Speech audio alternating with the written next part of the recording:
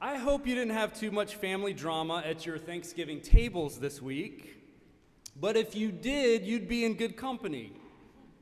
Matthew drags Jesus' family history out into the open for everyone to see. I mean, even if he had tried to, I don't think Jesus could have picked a family with as much drama as the one he is born into. There's old Abraham, who once tried to pass his wife off as a sex worker to keep himself out of trouble. That actually happened. And Isaac, who played favorites with his sons. There's Jacob, who stole his birthright from his brother. And Judah, who slept with his daughter-in-law after she dressed up like a prostitute and tricked him into giving her the family security that he had refused to give her by right of law. Whew. And we're just getting started. There's a couple of bad kings whose lack of justice led Israel into exile, and the shepherd boy, David the king, who was as naughty in the boardroom as he was in the bedroom. Of course, Matthew's genealogy is about more than just scandal. It's about connecting Jesus to the original promise made to Abraham. 14 generations from Abraham to David, the greatest king in Israel's memory. 14 generations from David to the exile, the most important event in Israel's salvation history. 14 generations from the exile to Jesus, who becomes the next season in the Netflix series The Crown Israelite version. The virtuous part of the beginning of this gospel is to see that the Messiah promised to Israel at the end of the Old Testament has come right here in the very beginning of the New Testament. This isn't all scandal. Part of it is legitimacy. And I'm sure some of the no-name folks listed here in Jesus' line are probably the wholesome ones, which is why, like most families, we're not as interested in them. But alongside these attempts at legitimacy, I think Matthew wants us not to be afraid of scandal, partly because in Jesus' family, scandal just cannot be avoided. The genealogy is of Jesus' father, Joseph, after all, who is not really Jesus' biological dad, according to the story, which is itself a bit of a scandal. It shows us that the patriarchy cares more about the father, but also, I suppose, that fatherhood isn't so much about whose sperm makes the baby as it is the one who is there to raise the kid. That's one way to look at it. Another way to look at it might be that the patriarchy itself is one big unhappy scandal that could easily be undone if people care to look at it long enough. Of course, even Matthew's patriarchal genealogy doesn't stop him from violating one of its major conventions by including 5 women in the list of Jesus' ancestors, something that standard genealogies of the time did not do. And the women that Matthew included are all scandalous in one way or another. Remember the daughter-in-law who dressed up like a prostitute to trick her father into sleeping with her? That was Tamar. Courageous, crafty woman who uses the power she has to get what she needs. You can see how Jesus came to be so unafraid of challenging the rules of his day in the service of justice. Or Rahab, who is known in the scriptures as Rahab the prostitute, or I guess today Rahab the sex worker, though I think that the pejorative prostitute fits better for what Israel's historians originally had in mind. She was more faithful than a lot of people with better reputations at the time. Imagine that. Then there's Ruth, who doesn't seem all that scandalous to us today since she shows up all the time in scripture readings at our weddings. But remember, she was a Moabite, one of those people who Deuteronomy proclaimed was to be excluded from the temple even to the 10th generation, which I'm imagining caused a lot of problems for King David's legitimacy since she was his grandmother. Ruth likely seduced her husband to be Boaz in my reading of the text, another smart, strategic woman maneuvering in the limited ways that she could. And there's Bathsheba, who artists have made out to be a seductress, but I think the text implies was a victim of one of the many instances of David's abuses of power. This victim of violent abuse of power who exposed it for all the world to see. Well, she is part of the heritage of the one who will die on the cross, exposing something similar for all the world to see as well. All this scandal is laid out for all of us to see, which is pretty remarkable when you consider how much energy some of our families have spent and continue to spend hiding similar types of secrets. The affairs, the victims of abuse, the misspent time, energy, or money, the broken relationships, the faded dreams, the family secrets that raise unnecessary anxiety within a family and lead to illness or even worse, passed down generation after generation. And by secrets, I don't mean privacy. Private diagnoses or the internal family traditions that can draw people together with love and connection that is needed to grow together. No, I mean the kinds of secrets that center on rule violations or taboo subjects, where members of a family are forced to hide another family member's alcoholism or abuse or philandering out of fear of the anticipated shame or hurt that might be visited on that family.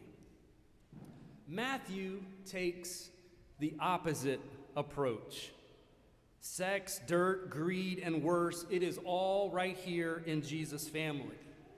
The Messiah, the one who promised to save us, doesn't come from outside all of our messes. He is born right into it. Nothing to hide here. Which might just be Matthew's way of preparing us for the arrival of a scandalous God. Now, the word scandalous in my dictionary says simply causing general public outrage by a perceived offense against morality or law.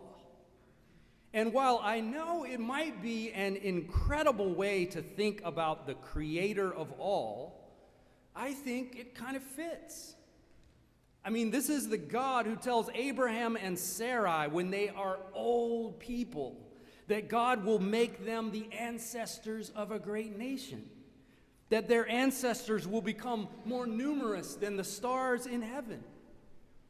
We've tended to try to tame that promise into a wonderful, benevolent thing, but I realized how outrageous it is at our Bible study this past Wednesday when one of our members, who is of retirement age, commented on the repeated stories of God opening older women's wombs to grant them children. I know it makes God look powerful, she said, but nobody talks about what these old ladies had to go through. As she spoke, I noticed a few of our more senior participants with wombs themselves raising their hands as if to say, "Preach, scandalous God." Or think about Ruth. Ruth is the Moabite who says to her Israelite mother-in-law, "Your people will be my people, your God will be my God." And in violation of God's earlier prohibition against Moabites in the community, God seems to say, "I think I've changed my mind about these foreigners. Turns out they can be as faithful as sons and daughters of Abraham." And so Ruth gets added to the family in a way that I am sure calls general public outrage by perceived offense against morality or law, as my dictionary says. Scandalous. Or think about God's selection of David as king. David wasn't qualified for the office. He had no experience as a leader. He was raising sheep in the pasture. God says, "Unlike humans, I just look on the heart." But everything in the text implies that David was selected because of his incredibly good looks. I mean, it seems worse than one of our presidential campaigns. Scandalous. Even the exile seems pretty scandalous to me. That came about after Israel disobeyed God so many times, refusing to look out for the poor, that God said, you know what I'm going to do?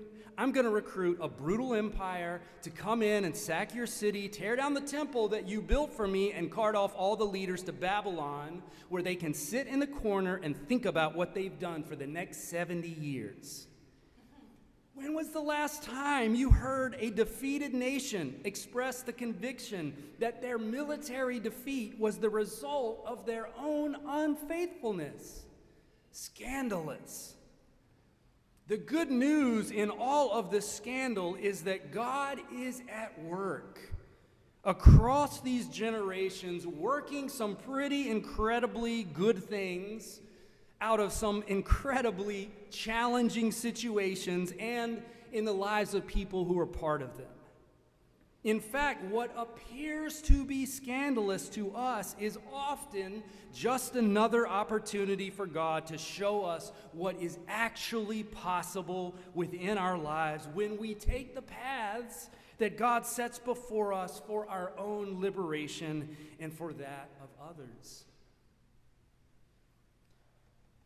As the new church year starts today, I find myself marveling at the Advent characters of Mary and Joseph and Elizabeth and Zechariah, all of whom have to decide whether they will choose the predictable paths of cynicism or instead a way of trust that their unusual, challenging life situations contain within them the possibility for new life, the likes of which they have not seen.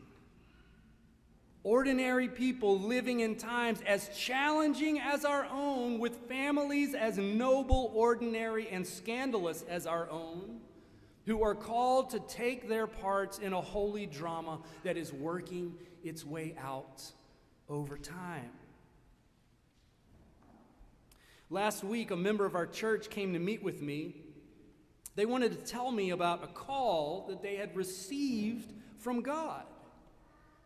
That call, it turns out, started at a very early age when our sibling in the faith had suffered some terrible childhood experiences. And in the midst of that terror, God had found them, talked with them, even shielded them as a child. It turns out, they told me, that all this God talk had been preparing them to be a part of things much bigger than themselves, much bigger than they could ever have imagined as that little frightened child. The challenge this person expressed to me is sharing that kind of outrageous, should I say scandalous, experience from their life in a church setting where we are taught, even in an open-minded place like Brown Memorial, to keep quiet about anything that doesn't fit our acceptable standards for what is quote-unquote normal. So I wonder this Advent, what might it look like for us to embrace more of the stories of our families and the stories of our lives that don't fit the dominant narratives of what is acceptable or normal?